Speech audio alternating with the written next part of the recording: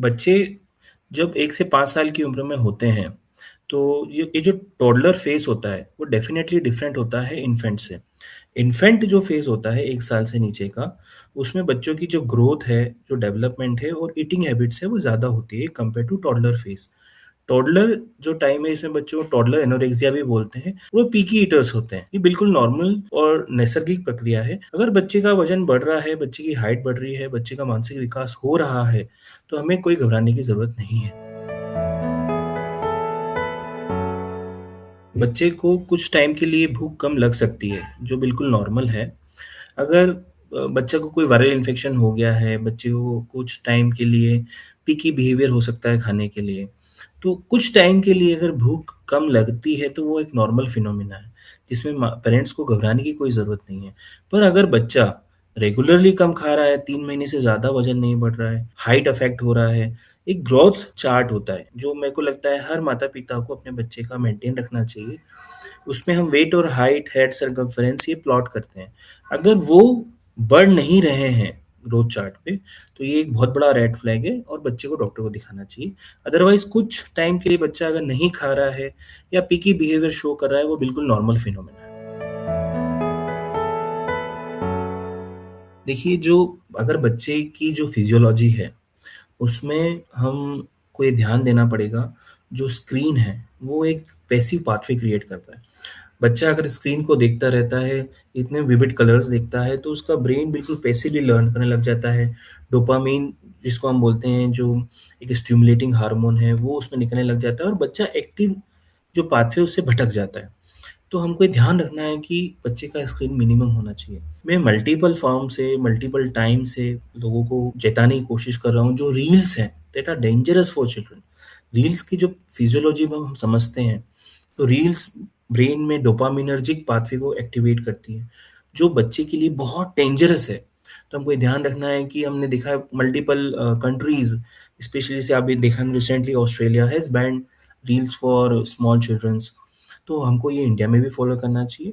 दूसरी अगर मैं बात करूँ स्लीप की, तो sleep is an integral part बच्चे का डेवलपमेंट का एक अभिन्न हिस्सा है। एक 9 से 10 घंटे की अच्छी स्लीप, अच्छी क्वालिटी ऑफ स्लीप से बच्चे की एनर्जी अच्छी रहती है, एक्टिविटी अच्छी होती है, बच्चा खुशनुमा मिजाज में रहता है और नई-नई चीज़ें सीखने की उसमें जागरूकता रहती है।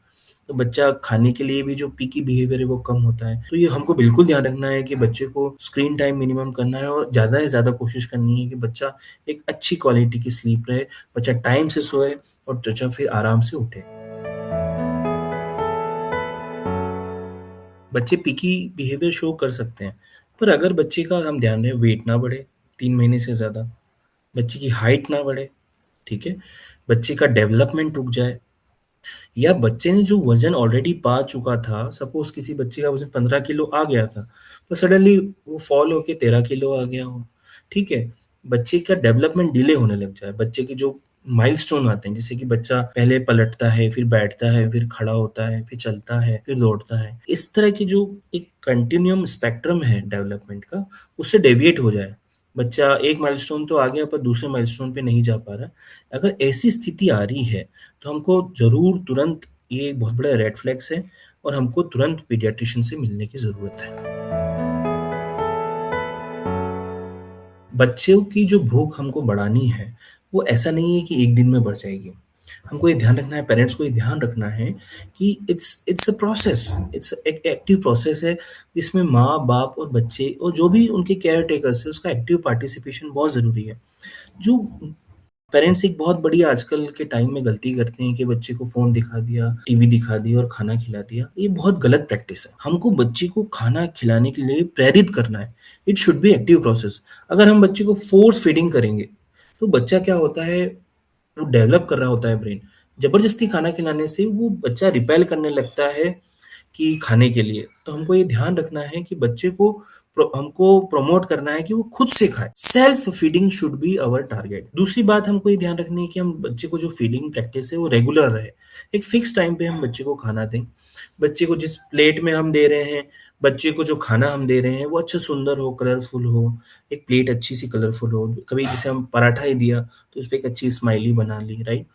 मल्टीपल फ्रूट्स दें, है ना? ताकि फ्रूट सलाद दें, बच्चे को उसको आकर्षित लगे, उसको खाए। बच्चे का जो प्ले एरिया है उसको हम अच्छे से क्लीन कर दें पहले, फिर उसमें खिलौने भले ही रखें, फिर हम वहाँ पे उसको प्लेट रख दें, बच्चा उठाए, खुद से खाए, भले ही वो गिराए, हमको उसकी फ़िक्र नहीं करनी है, हम फिर से साफ कर लेंगे। पर धीरे-धीरे, धीरे-धीरे ये एक्टिव पार्टिसिपेशन से बच्चा खुद से खाने लगता है। और एक बहुत ज़रूरी जो बात हमको कहनी है, बिना स्क्रीन के हमको बच्चों को खिलाना है। ये जो बिहेवियर है, जो टीवी और मोबाइल देख के या रील्स दिखा के हम बच्चों को खिलाते हैं, ये एक फ़ोर्स फीडिंग होता है। बच्चा इसमें धीरे-धीरे ओवर ईट भी कर लेता है, उल्टियाँ भी कर लेता है या फिर धीरे-धीरे इतना पिकी हो जाता है कि खाना ही नहीं खाता।